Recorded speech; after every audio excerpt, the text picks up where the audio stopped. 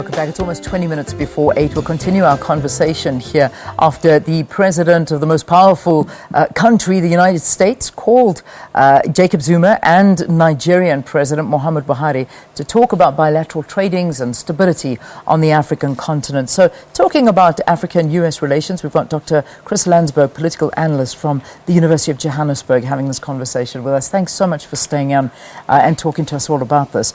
There's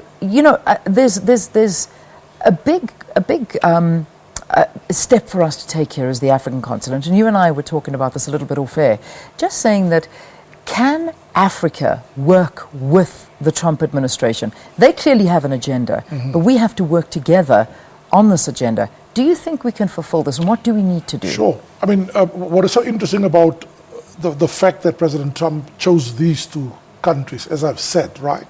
Two biggest economies, large investments in South Africa, the US, and of course after Nigeria's oil. Does Donald Trump at this stage have sort of a comprehensive overall Africa strategy? No. He seems to be going for bilateral ties. He targets individual bilateral ties. So what does this mean for Africa? Can we speak with one voice? Can Nigeria and South Africa go to Washington, our leaders, and make the case for Africa? Let me put it another way. Should they be making a case for Africa? Because I can already imagine how leaders like President Paul Kagame of Rwanda, sitting there highly irritated that these two were singled out. Yeah, I'm seeing Kenya as well. Kenya is saying, why? Why were we snubbed? Yeah, in fact, Kenya is a big one because Kenya really sees themselves as an emerging power, certainly a regional power in East Africa. Why were they being snubbed? And they simply expected a carryover from the romanticism with Barack Obama. What we have to understand, one of the blind spots in Donald Trump as a leader, he has so much antipathy for his predecessor that he will almost try and cut up every conceivable deal that Barack Obama negotiated. Two things. Will AGOA, the Africa Growth and Opportunities Act signed by President Clinton, worth $50 billion, will that survive? Because here is the point. President Trump might want to tear it up, but both these African leaders and the rest of the continent, by and large, want that deal to stay. And then Obama's $7 billion Africa Power deal, to bring energy sufficiency to Africa. I can't see Trump doing that, but it's only if our leaders will insist on him not doing it. My question, therefore, Leanne, we should not only focus on what it is that Trump wants from Africa, but do we have a clear sense what it is that we as Africans want from America? Yeah, which is a big issue that needs to be taken forward and a big one that needs to be addressed. The other issue is that of a meeting that was called with the Nigerian president.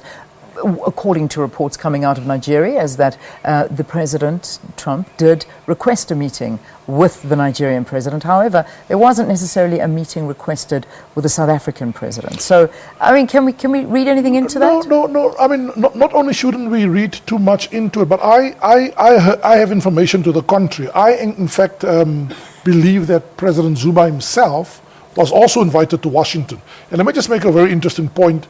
Whether it is or is not the case, I mean, it's a moot point. But if indeed our president will be invited to Washington, Diplomatic Studies 101 at university teaches you, if a head of state is invited by a fellow head of state, you see the drama in England playing out now about President Trump now going on a state visit, then our president will automatically extend the courtesy to invite him to South Africa.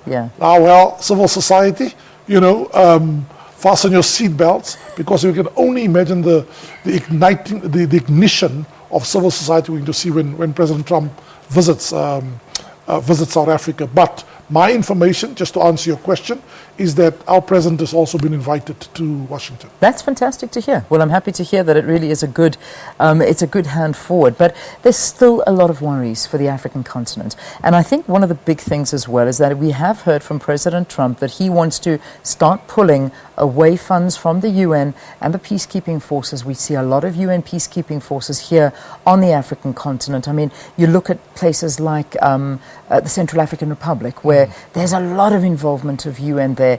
We've got these we've got these warlords that are operating here on the continent. And if America starts not showing interest, start pulling out, the UN troops are not there, this could be a breeding ground. And I have been reading a lot about that. So, is there room to worry? Look, of course there's room to worry, but America can't have its cake and eat it, right? Even President Trump, while he was on the hustings as candidate, he made all these wild statements. There was even threats of, we'll close down the United Nations, we'll take all our money away. Yeah. What President Trump will soon realize as he now works his way into the presidency and has to govern the country in world affairs is that there is this small thing called trade-offs in world affairs.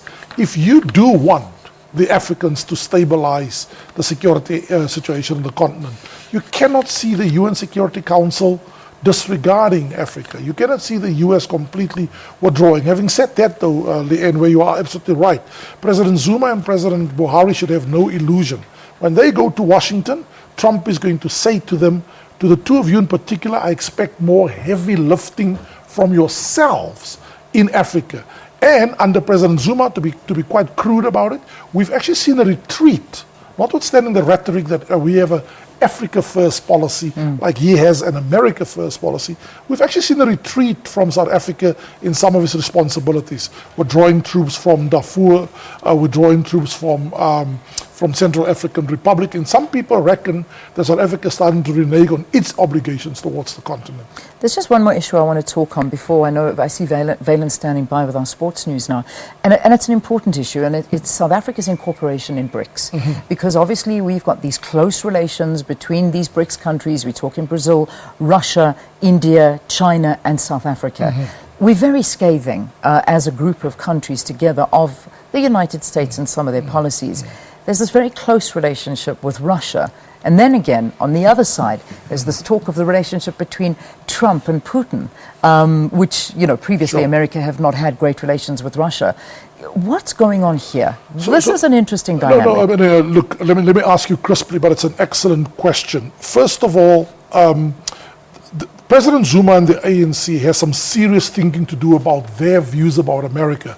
If you read the most recent ANC foreign policy discussion document, right, there's such a tilt towards China and Russia, and as you say, a scathing attack of America to the point where you accuse America of bent on destabilizing the world.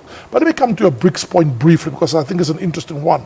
Here's actually point for convergence, and I wouldn't be surprised if one of the reasons we were singled out as a country for President Trump to call first was membership of the G20, of BRICS, of the UN, and so on.